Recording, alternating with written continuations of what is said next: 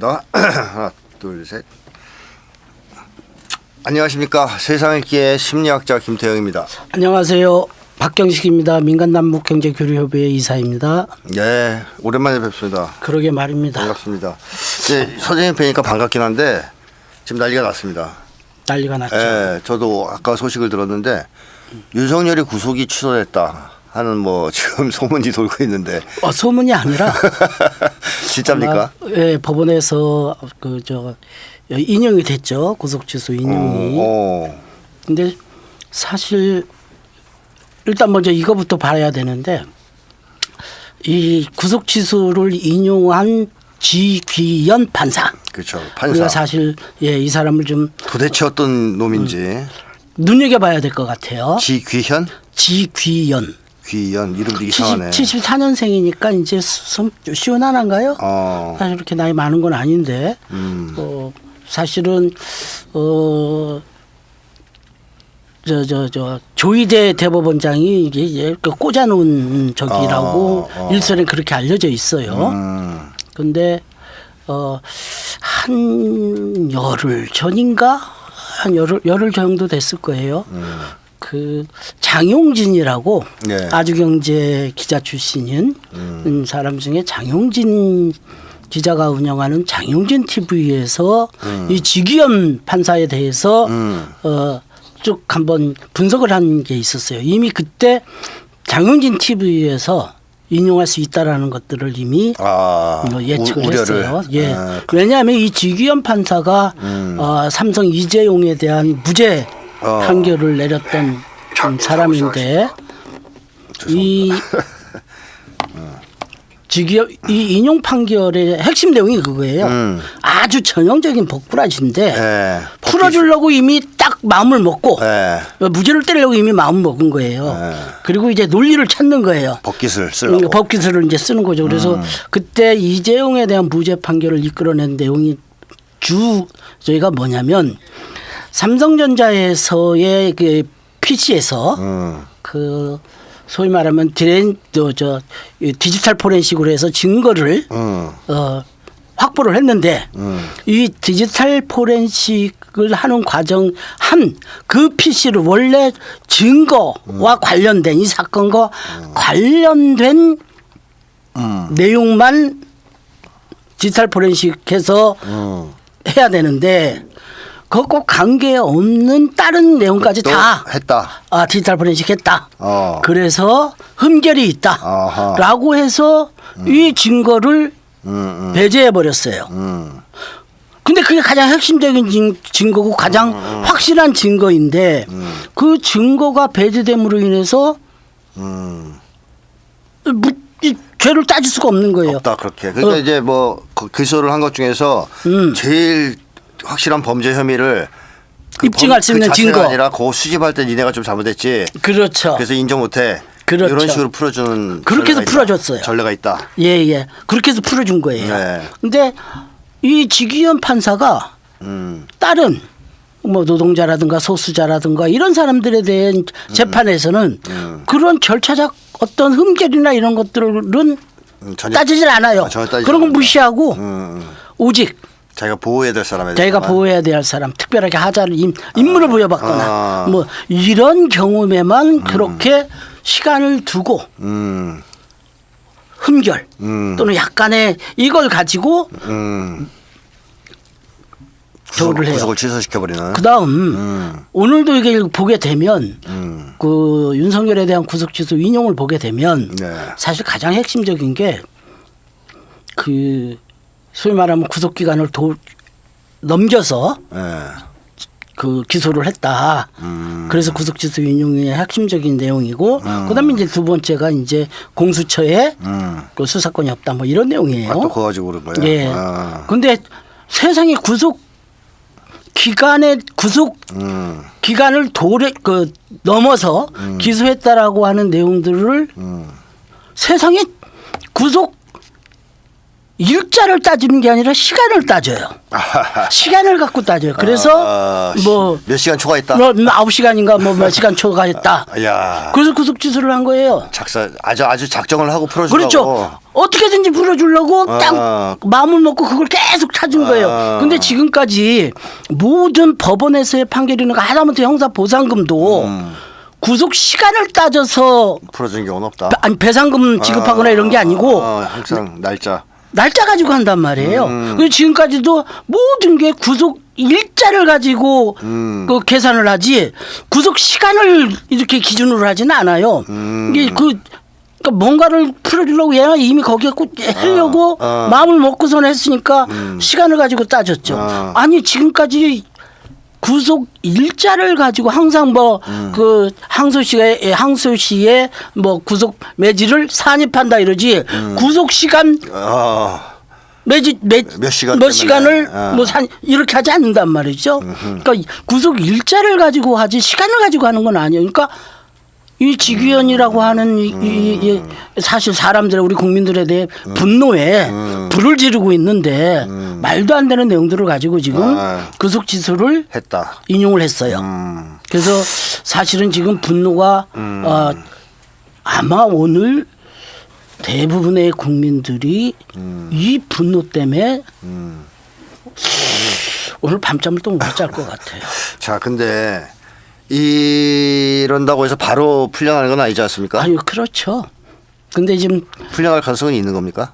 그런 가능성도 좀 배제할 수는 없어요. 왜냐하면 우선 그 7일 이내에 네. 즉시 항고 네. 그죠? 검찰이 즉시 항고를 해야 되는데 네. 이 즉시 항고가 뭐 오늘 항고가 아니라 뭐 변호사들 말씀에 의하면 약간씩 좀 다르긴 한데 7일 이내에 항고를 좀 해야 된다니까 적어도 항고를 하지 않으면 이제 즉시 풀어주는 거죠. 그리고 항고 포기를 하면 이제 풀어주는 거죠. 항고 포기를 그 다음에 우리 항고 포기하겠다라고 하면 또 풀어주는 거고. 그러니까 아마 그 기간이 7일 이내인 것 같아요. 7일 이내에까지 항고를 하지 않으면 이제 당연히 저거 하고 그 다음에 그 이전에 항고 포기를 얘기하면 풀어주는 거고. 그런데 지금 검찰이 이 자기네들 사실 그때 법원에서 계속 수사를 하겠다, 검찰에서 조사를 하겠다 하니까 법원에서 인정을 안 했단 말이에요. 그래서 검찰에서 항고하는 것에 대한 명분이 없는 거 아니냐. 물론 이제 이것도 어떻게든지 간에 풀어주려고 하면은 그리고 검찰 동향이 중요한 거 아닙니까? 그렇습니다. 지금 검찰에서 입장이. 그래서 얘들도 이제 검찰 쪽도 여러 가지 지금 검찰이 좀 코너에 몰려 있는 게 있어요. 공수처에서 심우정하고 이제 이진동 대검 차장에 대한 수사도 있고 또 그 다음에 어제인가요? 고등 검찰청에서 이제 그 김성훈 구속적 부심. 구속적 아니죠? 구속 심의 영장 신청 심의 거기서 불리하게 나서 이것까지 그냥 항고를 조기에 포기를 하면 욕 바가지로 먹을 텐데. 욕 바가지로 먹을 뿐만 아니라 더 이상 존속에 같이 존속할 의미가 없죠. 의미가 없는 거죠. 그렇기 때문에 눈치를 보긴 볼 텐데 어쨌든 약간 좀 복잡한 상황이기는 복잡한 상황인 것 같아요. 현 시점에서는 어쨌든 검찰이 항고를 포기하지 못하게 하는 것이 중요할 테고요. 그래서 당장 내일이 또 중요하지 않습니까? 내일이 또 사실 그 비상행동과 야오당의 집회들이 2시서부터 안국역에서 시작이 되기 때문에 아마 내일 집회는 날도 풀리고 뭐 그래서 작년 12월 7일이나 12월 14일에 버금가는 만큼의 그 인파가 큰 규모의 집회가 될 것 같다. 그렇죠. 분노한 국민들이 쏟아져 나오지 않을까. 네. 아마 지금 지규현 판사는 법원도 네. 이 국민들의 분노에 아마 그 탁에서 벗어나지 못할 거예요. 사법부도 계속 국민들한테 개혁을 해달라고 지금 얘기하는 중이잖아요. 이렇게. 그렇죠. 우리를 검찰과 다르게 보지 말아줘. 우리도 똑같은 개혁 대상이야. 그렇죠. 그걸 인정하는 거죠. 사실 이런 짓을 하고 있습니다 지금. 사실 그 조의대는 그 대법원장으로 임명돼서는 안 되는 사람이었어요. 왜냐하면 1989년에 노태우가 공안정국을 조성을 하려고 할 때 네. 제일 먼저 이뤘던 만들었던 사건이 그 강경들. 인천 부천 민주노동자회를 이적 단체로 네. 규정을 하면서 이제 이 소위 공안정국이 조성이 됐거든요. 그때 백영현 판사가 구속영장을 기각했어요. 영장을 신청을 했는데 네. 그런데 당시에는 이제 지금 영장 전담 판사가 있지는 않고 아마 돌아가면서 했던 것 같은데 그때 당시에 홍제동 대공분실에 이제 저쪽 미 사람들이 그 검찰 통해서 이게 경북 대구 출신이고 출세 지향적이니까 조희대 판사한테 영장을 신청하면 나올 거다. 원래는 영장이 기각이 되면 보통 보완 수사하고 뭐하고 해가지고 해야 되는데 보완 수사나 이런 거 제대로 없이 그냥 그 열흘 정도인가의 기간 있다가 바로 판사 저 판사는 소위 말하면 이때 이미 그 뭐 마치 무슨 뭐 저 쇼핑하듯이 네. 판사 쇼핑 해가지고 조희대 판사한테 영장 신청을 해서 영장이 나왔어. 발부됐어요. 그러면서 이제 바로 공안정국이 시작이 됐던 그러니까 거죠. 군부 독재의 하수인 앞잡이 그렇죠. 노릇을 했던 판사.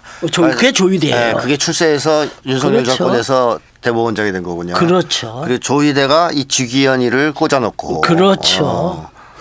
자, 그러면 여기서 한번 여쭤보고 싶은 게 이게 판사의 개인의 돌출 행동이라고 보십니까? 아니면 윤석열을 어떻게 풀어주려고 하는 거대한 음모가 지금 진행되고 있다고 보십니까?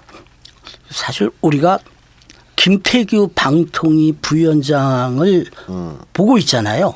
그 판사 출신이에요. 세상에 저런 사람이 어떻게 판사였을까 할 정도인데 네. 사실 그런 판사들이 현재 있을 법원의 중심이죠. 사실은 좀 어떻게 보면 윤석열을 좀 해서 네. 소위 말하면 이제 이 거꾸로 돌리려고 하는 자기들의 목숨을 유지하는 사법부의 개혁을 어떻게든지 저지하려고 하는 뭐 이런 부분들도 작용하고 있다고 봐야죠. 개인적인 돌출 행동 거기에 대해 좀 방점을 찍으시는 거죠. 그러니까 다시 말하면 사람들이 제일 걱정하는 것은 이러다가 헌재에서도 기각하는 거 아니야 하는 거 걱정하는 거예요. 헌재는 조금 달라요. 아, 그래요.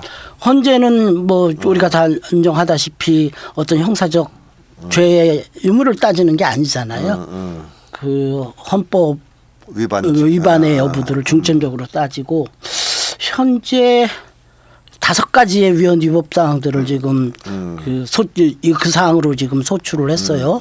그 탄핵 소추를 했는데 최근에 임명된 조한창 헌법재판관이죠.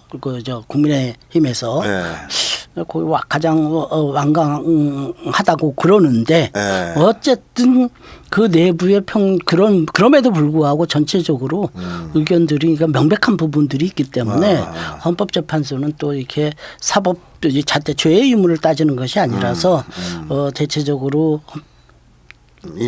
인용될 가능성이 상당히 높다. 물론 이제 우려되는 부분들이 없지 않아 있지만 자꾸 지금 길어지거든요. 사실 뭐 간단해서 일찍 끝날 수 있는데 그렇죠. 4주까지 이제 끌고 가는 거지 않습니까? 그리고 평일을 매일 하고. 그래서 약간 뭐 좀 저가는 것들이 있는데 그나마 그래도 불구하고 아마 위헌 위법사항이 명백해서 그 지금 지귀현이처럼 그런 돌출적인 이런 미친 짓은 못할 거다. 그런 하기는 어려울 거예요. 그렇게 좀 예상이 되어집니다. 네, 알겠습니다. 그러니까 뭐 일단은 너무 걱정들은 하지 않으셔도 될 것 같고. 뭐 내일 많이 나와 주셔야 되겠죠. 일단 많이 나오셔야 되고 헌재에서도 안 좋은 결과가 나오지 않을까 너무 걱정하실 필요는 없을 것 같고. 네, 그렇죠. 지기현이 이놈이 판사 중에서 보통 수준의 판사였다라고 판단하는 게 맞지 않을까. 거의 김태규라고 보면 돼요. 나경원. 그렇죠. 나경원도 판사 출신이잖아요. 나경원이나 김태규. 판사 출신들 중에 이상한 사람 많지 않습니까? 나경원보다 오히려 김태규에 가까워요. 김태규에 가깝다. 그러니까 그런 판사한테 걸린 거예요. 아니 그런 판사 일부러 갖다 꽂은 거다. 그렇죠. 이 사건으로. 그렇죠. 그러니까 국민들이 생각할 때 앞으로 재판받을 때 저런 놈들한테 재판받으면 어떨까 하는 걱정이 들지 않겠습니까? 맞습니다. 그래서 사법개혁을 해야 되는 거죠. 이건 법리 문제가 아니에요. 그렇죠. 맞습니다. 자, 일단 이렇게 지금 상황이 진행됐고요. 요 얘기는 여기서 마무리하기로 하고 이제 본격적으로 예. 더 중요한 주제인 윤석열 파면, 즉 헌법재판소 문제에 대해서 좀 얘기를 해보겠습니다. 지금 어떻게 진행되고 있는 것 같습니까? 대략 11일에서 14일 사이에 네. 그 선고는 있을 거로 다들 일반적으로 추측은 하죠. 예상은 하고. 그리고 또 일반적으로 이미 판결문 초안은 다 돼 있다. 그다음에 이제 개별적인 의견들, 이견 이런 것들에 대한 어떻게 반영시킬 것인가. 네. 그것도 다 판결문에 반영을 해야 되니까. 그러니까 결론을 갖다 하더라도 법리적으로 다른 이론을 가지고 얘기하는 경우도 있을 수 있으니까 결론은 똑같지만 법리적으로는 다른 이론적으로 다른 부분들을 어떻게 거기에 결합시킬 것인가. 이 문제를 가지고 평의를 하느라고 네. 좀 늦어지지 않는가라고 좀 보여지는 게 보여진다 하는 게 이제 일반적 중론이죠.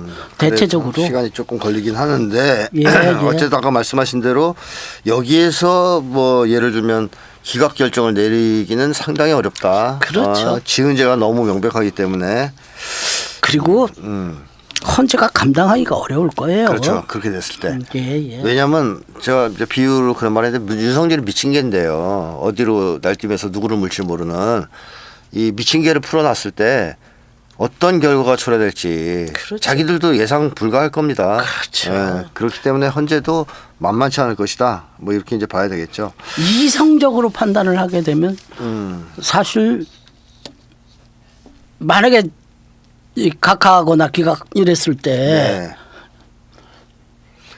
이 딱 저걸로 후폭풍이 네. 국민적 분노 이전에 이 윤석열 또라이가 네.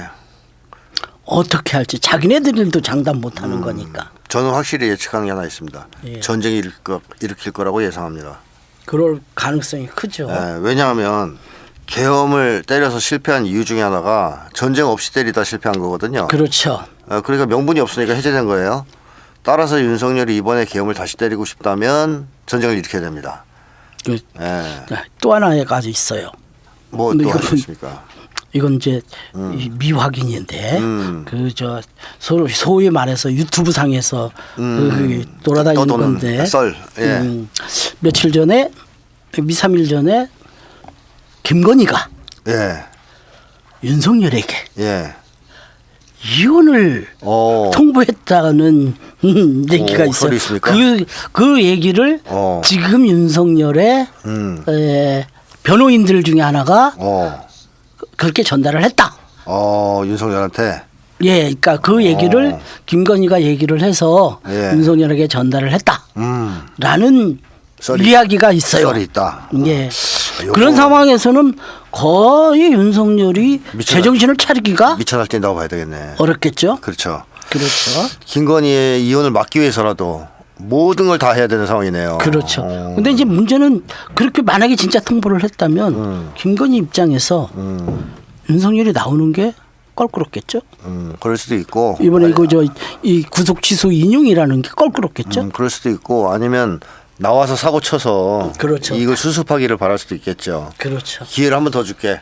그렇죠. 이혼 소리 일단 보류. 하여튼 뭐 하여튼 이거는 좀 확인된 건 아니고 확인된 건 아니고 그런 설이 있다는 거죠. 설이 있답니다. 자, 그러면 어쨌든 탄핵은 인용된다고 보고요. 저도 뭐 그럴 거라고 예상하고 있는데 그렇게 되면 대선 국면으로 들어가지 않습니까? 그렇죠. 그러면 조기 대선이 이제 치러지는 거죠. 5월 정도입니까? 그렇죠. 우리가 이제 법상으로 60일 이내 네. 대선을 치르도록 돼 있으니까 네.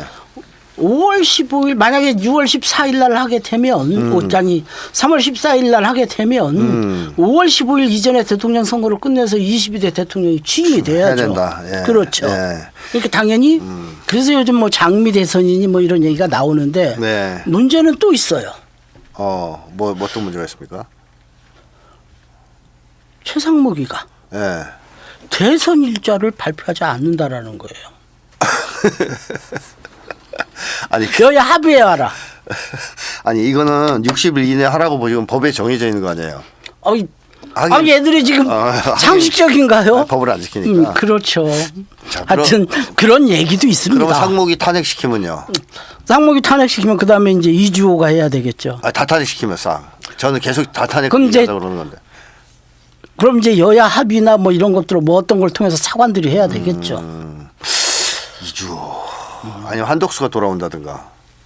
한덕수가 지금 돌아온다라고 막 관측들을 하는데 과연 돌아오겠어요? 그것도. 그러면 그것도 미지수죠. 미지수다.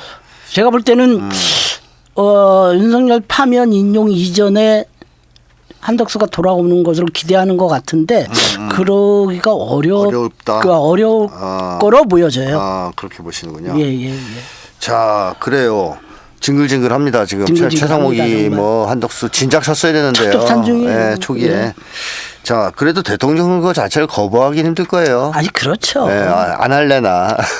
아예 안 하면 왜냐하면 네. 국민의힘이 승산이 없으니까 네. 아니 그리고 뭐 이제 가을에 할게 이렇게 발표할 수 있어요, 지가? 못하죠. 네, 겨울에 할래 이렇게? 못하죠.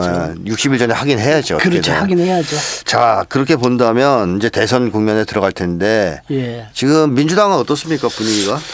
지금 더불어민주당은 어쨌든 그 표정 관리는 하고 있지만 파면을 전제로 해서 그렇다고 섣불리 움직일 수는 없지만 어쨌든 당내 경선 일정과 도당과 왜 이제 경선 과정을 거치려면 이제 도당 지역 유세도 해야 되니까 네. 이러한 것들에 대한 일정 조정이 불가피합니다. 네. 왜냐하면 이제 60일 이내니까 사실 뭐 4월 22일 날 보궐선거 같이 하자라고 같이 하자. 차라리 어차피 전국적 선거니까 이런 얘기도 있으니까 4월 22일에 맞출 수도 있어요. 그러다 보면 지금 경선 일정이나 이런 것도 되게 빠듯하거든요. 네. 그래서 뭐 그게 불가피하고 또 경선 규칙을 가지고 또 좀 저희가 있어요. 좀 말들이 있죠. 그렇죠. 일부 비명계에서 완전 경선제, 국민 경선제를 주장을 네. 하고 그다음에 또 조국 혁신당 및 야권 쪽에서는 아예 모든 야권이나 뭐 이런 데가 다 참여하는 모조리 참여하는 오픈 프라이머리. 오픈 프라이머리. 이걸로 가자. 그래서 그 아예 처음부터 단일 후보로 뽑아서 그래갖고 공동 대선 하자. 연합해서. 그렇죠. 연합해서 공동 대선을 해서 이것들이 더 이상 악소리 못하게 완박하게 박살을 내자. 이겨내자. 자, 근데 민주당의 분위기는 어때요? 이거 그 국민 경선제나 그 오픈 프라이머리에 대한 입장이 정리가 잘 되고 있습니까? 지금 현재 일정이나 이런 것들 가지고 약간 난색을 표명하긴 하는데 사실 의지를 가지면 그 오픈 프라임은 못할 것도 없어요. 네. 그리고 그런 일정들 조정만 하면 되는 거니까 문제는 이제 이 키가 이재명 대표한테만 있는 건 아니고 또 소위 우리가 흔히 말하는 지금 나오려고 하는 사람들이 꽤 있지 않습니까? 네. 뭐 김동연, 이재명, 김경수, 김두관, 그다음 김부겸 등 기타. 사김이네. 그렇죠. 다 김씨네. 다 김씨죠. 아하, 그렇군요. 사실 김동연은 네. 갈 길이 없어요. 경기도지사의 다음에 다시 경선에서 된다는 보장이 없어요. 그때도 아슬아슬하게 얘기했잖아요. 경기도지사도. 다시 된다는 보장이 없어요. 그때 또 이재명 대표 후광을 얻고 그렇죠. 겨우 이긴 거지 않습니까? 그렇죠. 그리고 김동연 입장에서는 무조건 나가야 돼요. 몸값을 올리기 위해서. 네. 그래서 아마 이제 김동연은 이제 나올 텐데 다른 사람들은 약간 이제 뭐 좌고 면들을 좀 하겠죠. 뭐 이런 것들이 있는데 문제는 이제 또 그 오픈 프라이머리 완전히 해서 국민적 열기나 이런 것들을 좀 받아 안아서 네. 그리고 공동 캠프를 꾸리고 네. 공동 선대위를 꾸리고 공동 선거 운동, 소위 연합 선거 운동을 함으로 해서 네. 이 기회에 싹 정리를 좀 할 필요가 좀 있는데 좀 지켜봐야 될 것 같아요. 저 오픈 프라이머리 한다 그래서 이재명 대표 아닌 다른 사람이 될 가능성은 없는 거 아니에요? 현실적으로. 민주당에서 약간 우려할 수도 있어요. 왜냐하면 오픈 프라이머리를 하게 되면 어차피 국민 선거인단을 또 모집을 해야 되는데 현재와 같은 저기 조건 속에서 이놈의 저 파시스트들이 또 조직적으로 여론 조작을 하려고. 그렇죠. 네. 그렇게 할 수도 있어서 뭐 여러 가지 우려되는 점들이 있는데 어쨌든 대규모 선거인단을 오히려 모집을 해버리면 네. 그 인원조차 그 큰 인원 속에 녹아버리기 때문에 이게 뭐 제대로 안 돼. 그게 랜덤하게만 잘 표집하면 문제가 없을 텐데요. 그렇죠. 이제 또 뭐 신천지가 개입한다든가 뭐 지금 뭐 소년부가 개입한다든가 이런 게 이제 문제가 되겠습니다. 그래서 자 어쨌든 민주당은 그런 식이고 국힘은 지금 분위기가 어때요? 초상집입니까? 지금 경선 규칙과 일정만 가지고도 좀 갈등이 첨예하죠. 왜냐하면 그 윤석열 때 어쨌든 뭐 국민선거인단 50 50에 반반했다가 당원 50 뭐 일반 대의원 50 했다가 지금은 거의 아마 당원 중심으로 바꿔놔 버렸잖아요. 그래서 김기현이가 되고 뭐 이랬던 거 아닙니까? 그러니 지금 당원 중심으로 하게 되면 대통령 후보로 될 사람은 뻔해요. 김문수? 그렇죠. 아하. 그렇지 않습니까? 네. 그렇죠. 당의 중심이 된다면. 당원만 하면. 예. 그러니까 이 당내 경선 규칙 가지고 지금 여러 가지로 갈등이 첨예하죠. 예를 들면 오세훈이나 홍준표나 안철수나 그러니까 김문수 빼고 나머지는 당원 중심으로 가면 절대적으로 불리한데 그거 받아들이겠어요? 그 한동훈이 될 가능성은 어떻게 보십니까? 현재와 같은 경쟁 규칙과 일정에는 한동훈은 안 된다. 안 되죠. 규칙을 바꿔야 된다. 그러니까 규칙을 가지고 이해관계들이 첨예하게 부딪히는 거죠. 뭐 안철수라고 가만히 있겠어요? 그렇죠. 철수도 뭐 그냥 철수 없죠. 그냥 철수 없죠. 철수할 수 없죠. 그렇죠. 그래서 대선 과정에서도 싸울 거고. 그렇죠. 분열이 일어나서. 그렇죠. 대선 이후에는 뭐 이제 저도 완전 분열될 거라고 예측하고 있습니다만 그렇게 되겠습니다. 아이고, 그러면서 이제 왜든 뭐 대선과 당권 분리 저거 하면서 지금 당권은 뭐 윤상현이, 나경원이, 뭐 그다음에 권성동이 뭐 다 붙어 있잖아요. 네네. 얘들은 사실 대선 관심 없어요. 네, 그렇죠. 당권이나 잡자. 근데 잡을 당권이나 있게 될지 모르겠어요. 당이 없어질 수도 있는데. 그렇죠. 네, 어떤 분이 그 통합 협치 주장 아니냐 오픈 프라이머리 얘기하시니까 그런 질문을 하셨는데 어떻게 거기에 대해서 어떻게 답변을 좀 해주시면. 오픈 프라이머리라고 하는 거는 네. 예를 들면 우리가 지금 이 오픈 프라이머리에 참여하는 대상이 현재로서는 사실 아마 지금 이 문제를 제기하신 분은 야 이준석이네도 들어오는 거 아니냐? 아니 이제 수박들도 이제 포용하고 가자 뭐 이제 뭐 이런. 근데 이제 지금 현재 야권 야 5당이잖아요. 네. 야 5당에는 우리가 잘 아시다시피 이제 더불어민주당, 그다음에 진보당, 그다음에 사회민주당, 기본소득당 그렇게 다 들어와 있죠. 거기에 이제 시민사회도 좀 포함하는 시민사회도 들어오고 비상행동 여기까지 포함한 것 내용이죠. 그러니까 원탁회의 플러스 시민회의. 그렇죠. 시민사회죠. 거기까지 해서 오픈 프라이머리. 그게 오픈 프라이머리죠. 뭐 여기에 무슨 뭐 이준석이니 뭐니 이렇게 들어오는 거야. 그런 사람들은 뺀다. 그렇죠. 그리고 어차피 이준석이는 독자 출마 뭐 이런 걸 잡고 있죠. 자, 여기서 말이에요. 예를 들면 이 오픈 프라이머리를 하게 되면 뭐 민주당 후보는 2명이 나오고 뭐 이런 건 아니잖아요. 사전에 정리를 하죠. 그죠. 민주당에서 1명, 기본소득당 1명. 그렇죠. 뭐 이런 식으로 나와서 오픈 프라이머리 하는 거 아니에요? 그렇게 되는데 후보를 못 내는 경우도 있을 수 있죠. 그걸 못 내는 경우는 못 나오는 거고. 그렇죠. 지지를 선언하고. 그러니까 이제 어떤 우려를 하시는 분들이 있냐면 이제 그런 거죠. 김경수도 나오고 김두관도 나오고 이런 오픈 프라이머리를 혹시 생각하시는 분들이 있을지 모르는데 아니에요. 당내 경선 그건 아니죠. 당내 경선 정리하고. 그렇죠. 일단 당내에서 예를 들면 이재명 대표로 결정이 나고. 그렇죠. 그다음에 뭐 진보당에서 누가 결정을 그렇죠. 하고. 그렇죠. 그래서 그걸 국민 경선한다는 거 아니에요. 그렇죠. 오픈 프라이머리. 그게 꼭 예를 들어 민주당 경선 일정에 뭐 무슨 지역 유세까지 안 하고 사실 뭐 다른 방식으로 할 수도 있어요. 근데 네네. 정리가 된 다음에 오픈 프라이머리가 되는 그렇죠. 거죠. 네네.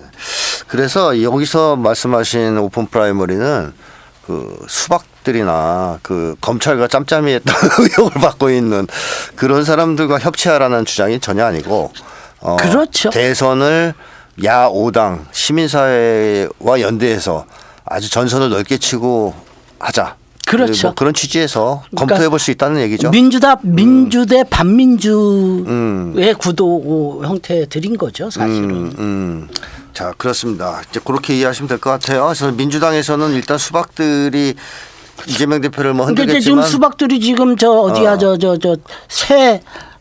새로운 뭐 민주당인가 뭔가 있는데 거기는 여기 원탁회의 없어요. 네, 원탁회의 없죠. 예, 그러니까 예. 지금 이제 일단 기본 원탁회의 플러스 시민단체. 그리고 애들도 관심 맞습니다. 대선에 관심 없고요. 열심히 개헌 주장이나 하라고 그래야죠. 뭐. 그렇죠. 자, 그래서 뭐 저는 그 아까 그래서 제가 그런 얘기를 한 거예요. 오픈 프라이머를 하더라도 현재 상황상 이재명 대표로 국민적 총의가 모여질 수밖에 없다. 여론 조작 같은 것만 잘 막아낸다면 자, 그게 보고 그런 약간의 우려들이 있지만 네네. 어쨌든 뭐 이렇게 늘리면 그런 건 별로 어려움은 없을 연대의 틀을 거예요. 넓히는 건 좋다 이런 그렇죠. 얘기시고. 예. 자, 뭐 아직 결정난 건 아닙니다. 예, 예, 예. 논의 중이니까 한번 지켜보면 좋을 것 같고요. 준석이는 어떻게 할 것 같아요? 독자 출마하겠죠. 나올 것 같아요. 근데 지금 상당히 좀 내부가 좀 복잡하죠. 나올 수 있을지 없을지 모르겠어요. 허은하고도 지금 싸우느라 그러니까요. 바쁘잖아요. 그래서 나오겠다고 큰 소리는 빵빵 치는데 네. 과연 나올 수 있을지는 봐야 될 것 같아요. 봐야 되고. 예. 뭐 이준석 나오는 거는 특별히 문제될 것도 없고요. 그렇죠. 사실 다자구도 되면 뭐 이재명 대표한테 불리하지 않습니다. 그렇죠. 유리하면 유리하지. 그러면 1대1이라고 또 불리하냐? 그것도 아닙니다. 아니, 그럼요. 이번에 조사한 바에 하면 50%를 넘었어요 드디어. 그다음에 더불어민주당에서 오픈 프라이머리를 딱 반대할 이유도 없어요. 그러니까요. 저희가 그겁니다. 예, 어차피 이재명 대표를 민주당 후보 결정되면 거기까지만 잘 해내면 오픈 프라이머리 하면 국민 후보가 되는 거예요. 그렇죠. 그건 이제 당연한 얘기입니다. 그렇죠. 네. 그렇기 때문에 반대할 특별한 적은 없다 이거죠. 알겠습니다. 자, 일단 이 정도로 국내 문제는 한번 논의를 해봤고요. 이제 세상 돌아가는 얘기 조금 해볼까요? 그건 좀 간단하게 좀 하긴 해야 될 것 같아요. 네. 왜냐하면 지금의 세계라고 하는 게 사실 우려스러운 점들이 지금 사실은 두 개의 전쟁. 네. 러시아와 우크라이나의 전쟁과 중동 전쟁 속에서 사실 여러 가지 어려움들이 지금 많이 있어요. 네. 물론 이제 또 하나는 이제 큰 축으로는 이제 소위 말하면 다국화라고 하는 네. 흐름도 좀 있고 이 지금 소위 말하면 러시아와 우크라이나의 휴전을 앞두고 유럽과 미국 갈등이 지금 최대화되고 있잖아요. 그렇죠. 물론 유럽이 갖는 특수성 때문에 러시아에 대한 두려움 이런 것들의 특수성들이 있긴 있지만 지금 유럽의 정권들이 사실은 전쟁 옹호 세력들이에요. 네오콘이라고 불리는 유럽 네오콘이라고 불리더군요. 거의 뭐라 그럴까요? 파시즘에 가깝죠, 사실. 그거 뭐 바이든의 똘마니들이고 그렇죠. 뭐 이제 그렇게 얘기를 하죠. 예, 그래서 이러한 흐름들이 마치 2차 대전 직전과 유사한 3차 지금 뭐 그래서 3차 대전의 우려들도 높아지고 막 그랬던 거 아닙니까? 네, 그렇죠. 물론 이제 트럼프가 나와서 일단 뭐 정리를 좀 수습을 좀 하려고 하고 있지만 어쨌든 3차 대전의 위기 속에 몰아졌었는데 이거의 흐름이 바로 사실 파시즘의 등장이었는데 우리는 그 파시즘의 등장들을 소위 말하면 유럽의 뭐 3인당 3인주의 계열이나 또 미국의 민주당 뭐 이런 계열들의 흐름들을 뭐 그게 자유주의 뭐 이거라고 해서 이게 파시즘과 연동된다라고 생각을 전혀 못했던 것 같아요. 사실 지금 국내 언론이 말하지 않는 가장 핵심은 사실은 유럽의 정권들이 그러한 전쟁 우호 세력으로서 지금 국민들로부터 외면받아서 그렇죠. 영국, 프랑스, 독일 다 무너져 가고 있단 말이에요. 네. 뭐 선거에서 다 졌죠. 졌죠. 네. 사실 그게 무슨 뭐 극우 세력의 무슨 뭐 이 등장이니 뭐 이렇게 떠드는데 사실은 핵심은 전쟁이었어요. 네. 전쟁으로 경제가 피폐해지고 그게 제일 크죠. 그게 제일 컸는데 국내 언론에서는 그런 부분들을 안 다루죠. 네. 전쟁 문제로 얘들이 실권하고 있다. 그렇게 얘기 안 합니다. 그렇게 얘기 안 하죠. 네. 그래서 이건 그 어느 때보다 사실 굉장히 좀 우려되는 것이라서 이런 파시즘의 등장. 이 파시즘의 등장은 한국에서도 예외는 아니었어요. 그렇지 않습니까? 정광훈, 윤석열 정권. 윤석열 정권. 네. 그리고 그에 따른 내란 준동 세력들. 네. 이거 정확하면 파시즘이에요. 극우 파시스트들이죠. 우리가 흔히 말하는 극우라고 하는 거는 파시스트들을 얘기하는 거잖아요. 그렇죠. 네. 사실 우리가 극우라고 하는 표현들보다는 파시즘 이런 표현들을 쓰는 게 사실은 정확한 거거든요. 매국 파시즘입니다. 한국. 그렇죠. 4대 매국 파시즘. 그렇습니다.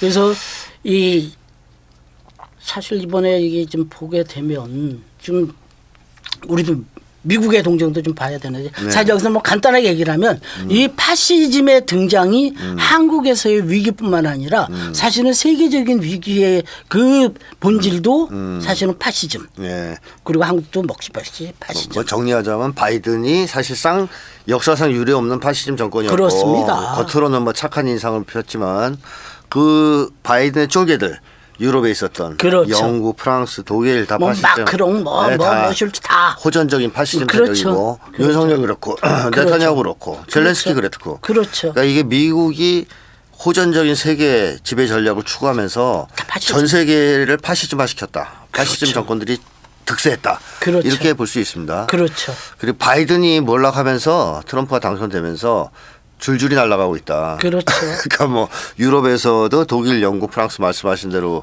이번에 날아갔지만 한국도 윤석열이 지금 날아가죠. 예.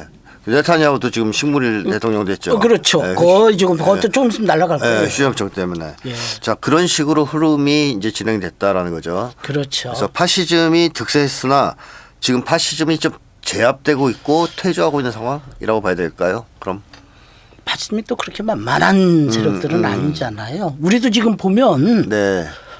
윤석열은 저렇게 돼 있어도 그를 추종하는 파시즘 세력들이 기독교와 결합해서 온갖 극성을 부리지 않습니까? 네. 사실은 이게 한국의 또 다른 특수성인데 네. 이 기독교 내에 사실 기독교의 폭력성은 가톨릭 쪽에서 이미 이 기독교가 저지른 반인권적 인류에 대한 커다란 죄악 두 개에 대해서 반성하고 사죄를 했었어요. 그렇죠. 특히 나치와 협력했던 거.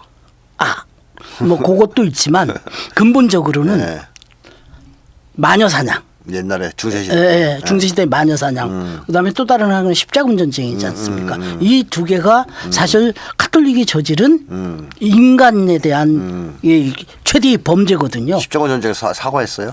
사과했죠. 카톨릭이? 공식적으로 인류에 대한 죄악이다라고 사과를 했죠. 히틀러랑 협력한 거 왜 사과 안 합니까? 그거는 그것도 했고. 근데 그랬죠. 그거는 이제 제한적이었는데 사실 여기에 대고 보게 되면 이민족에 대한 혐오. 이게 본질이잖아요. 그렇죠. 마녀 사냥은 돈 많은 과부의 돈 뺏기 위해서 만들어낸 거고. 그렇다는 설이 이제 주력하죠. 그렇죠. 예. 실제로도 그랬고. 네. 근데 마찬가지로 현대 파시즘의 가장 기본적인 형태들은 소위 말하면 그냥 원론적으로 얘기하면 금융 자본의 네. 가장 폭력적이고 침략적인. 그러니까 이 전쟁 네. 추동 세력 이게 이제 파시즘인데 네. 외교적으로는 그게 어떻게 나타나냐면요. 이민족이나 이런 것에 대한 혐오로 나타나요. 네. 우리도 지금 보게 되면 뭐예요? 반중 혐오.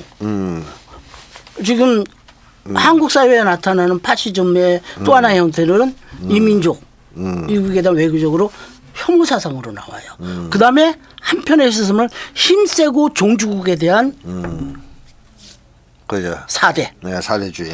친미 친일 아주 특징적입니다. 최근 들어서 일본을 굉장히 선호하고 중국을 혐오하고. 혐오하고. 물론 그거 바탕에는 뭐가 있어요?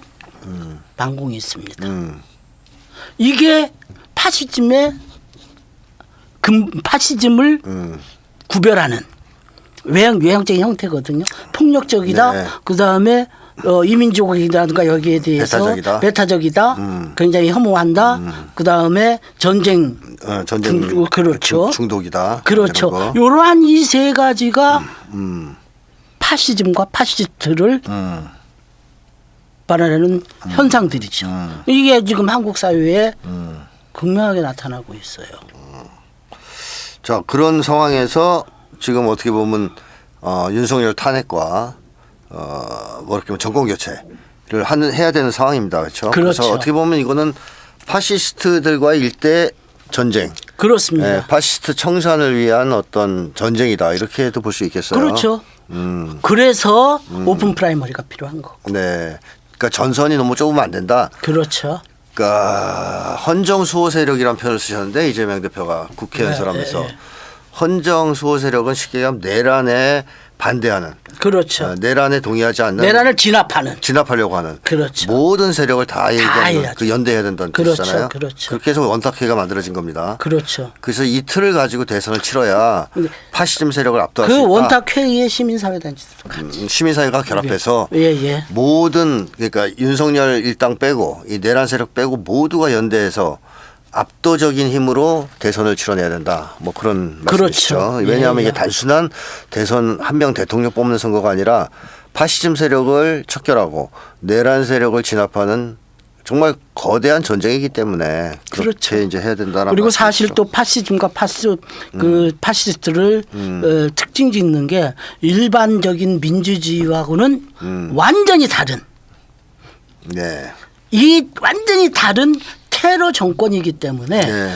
파시스트는 그 이전 일반 민주주의를 추종하는 것 같은 근본적으로 다른 거예요. 네. 이 좀 다 정리를 해야 돼요. 헌법 파괴 세력이죠. 그렇죠. 이번에 정체를 다 드러냈죠. 이번에 다 드러냈죠. 네. 너도라도 다 기어 나오잖아요. 네, 폭동 일으키고. 예. 자, 그래서 이번에 어쨌든 대선은 대단히 중요하다. 이렇게 이제 볼 수가 있겠습니다. 그래서 뭐 대선 이후에 그 연대했던 힘으로 사회 대개혁도 힘차게 추진해 나가야 될 것 같고요. 자, 이런 것 속에서 어쨌든 지금 말씀드리고 싶은 것은 또 선생님 주장하신 것은 최대한 많이 힘을 모아야 된다. 그렇습니다. 뭐 이번에 대선에서 뭐 정권 교체 하나 하는 게 중요한 게 아니고 파시즘 세력 절멸시키고 그렇죠. 내란 세력 진압하고 사회 대개혁으로 나가야 되기 때문에 최대한 많은 국민들을 단결시켜서 그렇죠. 연합해야 된다. 연합전선을 그렇죠. 만들어야 된다. 자, 거기서 또 뭐 저는 이재명 대표가 중요한 역할을 좀 맡아주기를 기대합니다. 그렇습니다. 네. 그 역할을 뭐 지금 딱히 할 사람이 없어요. 있으면 딴소리를 할 수도 있겠는데 없습니다. 네. 이재명 대표가 좀 그 중책을 좀 맡아야 될 것 같습니다. 자, 오늘은 요 정도 말씀 나누고요. 예. 또 혹시 또 앞으로 사태가 막 복잡해지면 또 자주 모시겠습니다. 자, 지금까지 시청해 주셔서 감사드리고요.